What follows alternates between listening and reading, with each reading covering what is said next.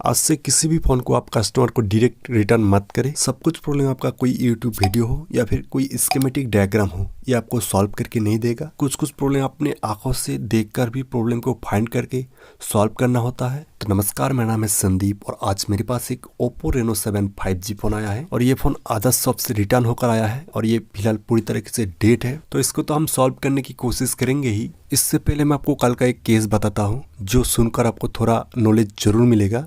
कल मेरे पास एक टेक्नीशियन के पास से फ़ोन आया था। उस फ़ोन के अंदर पहले फुल शॉट था, तो फुल शॉट तो उन्होंने बिल्कुल सही कर दिया था, लेकिन दोस्तों उन्होंने क्या किया, शील्ड को रिमूव करने के टाइम एक सप्लाई को ब्रेक कर दिया था, एक सप्लाई को डिस्कनेक्ट कर दिया था और उन्होंने उस चीज़ को देखा नहीं।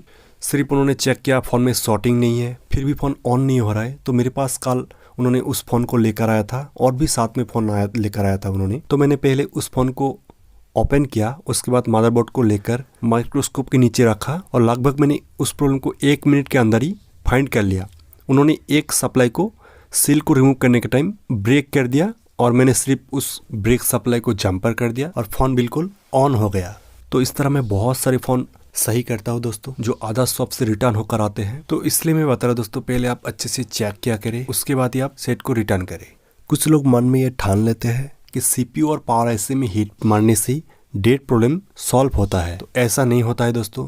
स्टेप बाय आपको देखना है कहाँ से प्रॉब्लम आ रहा है। तो आज मेरे पास जो ये फ़ोन आया है दोस्तों, ये भी एक डेट फ़ोन है, पूरी तरीके से डेट फ़ोन है और ये भी एक रिटर्न किया हुआ ही फ़ोन है। इसकी मदरबोर्ड की हालत पहले और ख़राब था। इसकी पावर सेक्शन में जितने भी आईसीस है वो सारे आईसीस का बॉल आपस में जुड़ गया था ज़्यादा हीट मारने की वजह से। पावर सेक्शन की सभी आईसीस को मैंने पहले रिमूव किया, उसके बाद क्लीन करके रिवॉल्व करके दोबारा सही डायरेक्शन में बिठाया और कुछ रजिस्टर, कैपेसिटर और कोयल भी इधर उधर करके रखा था, मैंने उसको भी सही किया। तो अभी हम इसकी सॉल्यूशन की ओर जाएंगे। पहले हम इसको स्टेप बाय स्टेप चेक करके देखेंगे इसके अंदर प्रॉब्लम क्या है। तो सबसे पहले मैं आपको दिखाना चाहूँगा दोस्तों, इस फ़ोन की जो बैटरी है वो 2 बैटरी को सीरीज में कनेक्ट किया गया है, जो कि एक का वोल्टेज 3.7 करके 2 को मिला के नॉर्मल वोल्टेज बन जाता है 7.74 और इस बैटरी का लिमिटेड चार्ज वोल्टेज 8.9 VDC। इस बैटरी को चार्ज करने के लिए यहाँ पे M2762A IC को यूज़ किया गया है और इसके साथ MAX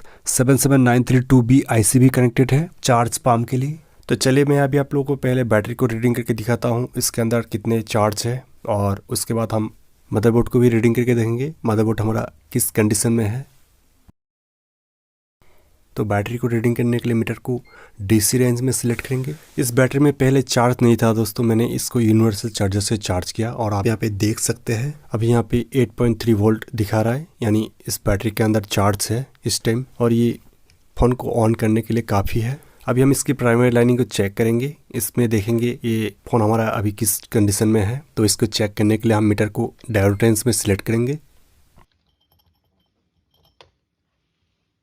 तो इसके लिए सबसे पहले हम रेड प्रोब को ग्राउंड करेंगे और ब्लैक को वीवेट में रखेंगे और यहाँ पे जो रीडिंग आ रहा है दोस्तों ये बिल्कुल सही रीडिंग बता रहा है। अभी हम साइड चेंज करेंगे, ब्लैक प्रोब को ग्राउंड करेंगे और रेड को वीवेट में रखेंगे और ये जो रीडिंग बता रहा है दोस्तों, यहाँ पे जो रीडिंग आ रहा है ये बिल्कुल सही रीडिंग माना जाता है। अगर हमारे यहाँ पे रिवर्स वॉइस और फॉरवर्ड वॉइस में सेम रीडिंग मिलता है तो उस कंडीशन में हम उसको शॉर्ट मानेंगे। तो मदरबोर्ड में हमारा प्राइमरी लाइनिंग बिल्कुल सही है। अभी हम इसकी सेकेंडरी लाइनिंग को चेक करेंगे। दोस्तों मैं आप लोगों को बताना चाहूँगा, मैं जब इसकी पावर सेक्शन की सभी आईसीस को सही डायरेक्शन में रिवॉल्व करके बिठाया था, उसके बाद जब मैंने इसमें बैटरी कनेक्ट करके चार्जिंग में लगाया था तो मदरबोर्ड की एक एरिया में मुझे थोड़ा हीटिंग महसूस हुआ। मैंने अभी तक इस प्रॉब्लम को फाइंड आउट नहीं किया, मैंने सोचा क्यों ना आप लोगों के साथ इस प्रॉब्लम को लाइव फाइंड आउट किया जाए। तो सबसे पहले हम DC सप्लाई से इसको कनेक्ट करेंगे और देखेंगे उसमें क्या शो होता है। दोस्तों मैं आप लोग को यहाँ पे सावधान करना चाहूँगा, आप जो यहाँ पे DC सप्लाई यूज़ कर रहे हैं उसको आप पहले AC टेस्टर से ज़रूर चेक करें, क्योंकि कुछ DC सप्लाई से AC करंट आउट होता है। तो इससे क्या होता है दोस्तों, इस तरह खाली हाथों से पकड़ने से हमारा भी रिस्क होता है और फ़ोन का भी। मैं आप लोग को यहाँ पे बताना चाहूँगा, आप DC सप्लाई मशीन में एक एक्स्ट्रा अर्थिंग ज़रूर अटैच करें।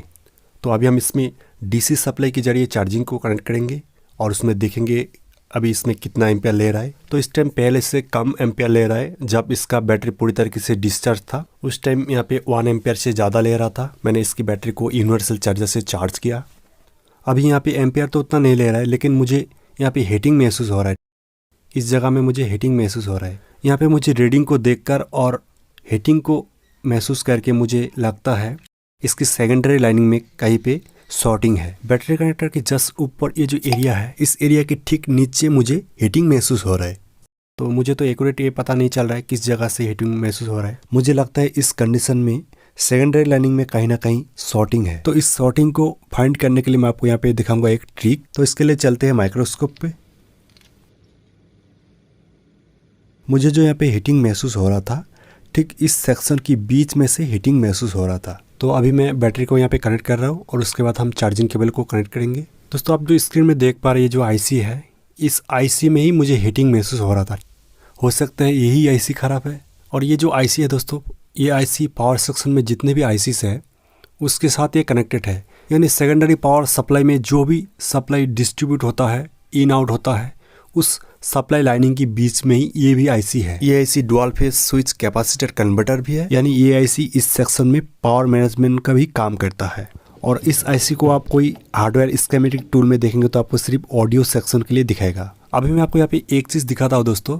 फ़ोन में पहले से बैटरी कनेक्टेड है और अभी मैंने इसके अंदर चार्जिंग कनेक्ट नहीं किया, फिर भी ये सेक्शन गर्म हो रहा है। तो मैं यहाँ पे चार्जर को कनेक्ट ना करके मैं आईसी के ऊपर थोड़ा थिनर लगा के देखता हूँ क्या होता है। यहाँ पे मैं पहले से मदरबोर्ड के साथ बैटरी को कनेक्ट करके रखा है। तो आप यहाँ पे देख सकते हैं थिनर किस तरह फ्लैक्चुएट कर रहा है। यहाँ पे लगता है सेकेंडरी लाइनिंग के अंदर जो ऑलवेज वीपीएस सप्लाई का लाइनिंग है, उसके अंदर ही कोई ना कोई कंपोनेंट जरूर शॉर्ट होगा। तो इसको कंफर्म करने के लिए हम यहाँ पे चार्जिंग केबल को कनेक्ट करेंगे और फिर से और एक बार थिनर को अप्लाई करके देखेंगे।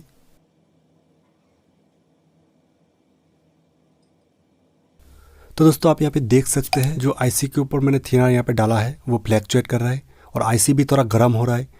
तो कुछ लोग इस कंडीशन में क्या करते हैं, सीधे आईसी को रिप्लेस कर करके देखते हैं। तो ऐसी कंडीशन में आपको सीधे आईसी को रिप्लेस नहीं करना है। मैं आपको यहाँ पे दिखाता हूँ इस प्रॉब्लम को किस तरह सॉल्व करना है। ये जो यहाँ पे वोल्टेज फ्लैक्चुएट हो रहा है, इसका सिंपल रीजन ये है, इस एरिया में कोई ना कोई कंपोनेंट जरूर शॉर्ट होगा।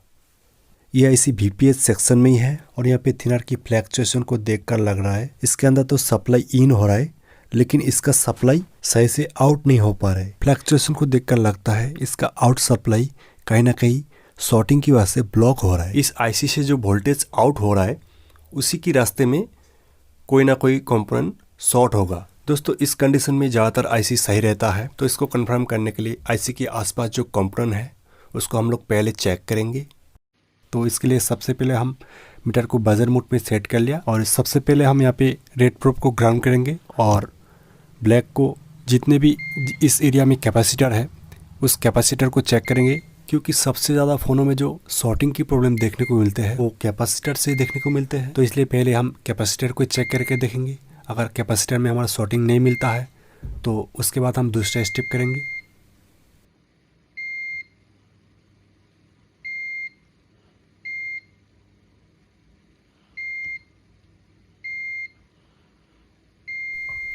दोस्तों इस कैपेसिटर पे मुझे दोनों तरफ बीप मिल रहा है, देख सकते हैं इसकी दोनों तरफ बीप मिल रहा है। देखिए इसकी दोनों तरफ बीप मिल रहा है। तो ठीक है, देखते हैं और यहाँ पे कोई कंपोनेंट शॉर्ट है या नहीं। और दोस्तों फिलहाल मुझे इसका स्कीमेटिक डायग्राम कहीं पे नहीं मिला। जो मैं आप लोग को यहाँ पे सोल्यूशन दिखा रहा हूँ दोस्तों, ये मैं आपको खुद ट्रेसिंग करके दिखा रहा हूँ।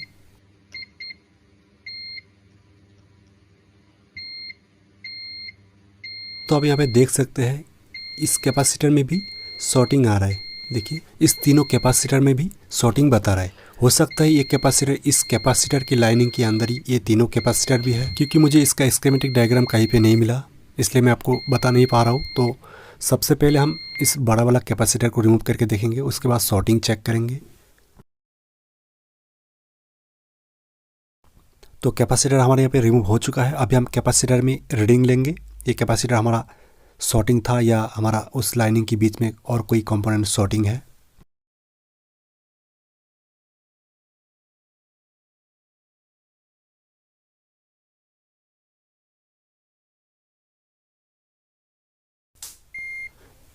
यहाँ पे देख सकते हैं दोस्तों, यही कैपेसिटर हमारा शॉर्ट था। देखिए अभी हम इसमें जहाँ पे कैपेसिटर था उसमें हम रीडिंग लेंगे। अब यहाँ पे देखिए इस सेक्शन में वैल्यू मिल रहा है। जब यहाँ पे कैपेसिटर था उस टाइम यहाँ पे शॉर्टिंग आ रहा था क्योंकि कैपेसिटर शॉर्ट था इसलिए। तो अभी हम फोन को ऑन करके देखेंगे। दोस्तों मैं आप लोग को यहाँ पे बताना चाहूँगा, जिस कैपेसिटर को मैंने ऐसे रिमूव किया है उसी सेम नंबर की कैपेसिटर को मैं यहाँ पे बाद में लगाऊंगा, और आपको भी ये लगाना चाहिए क्योंकि दोस्तों ये VPS लाइन के अंदर है और उसमें वोल्टेज बनते हैं। उस वोल्टेज को फिल्टर करने के लिए ये कैपेसिटर लगा रहता है। तो अभी हम इस फोन को ऑन करके देखेंगे।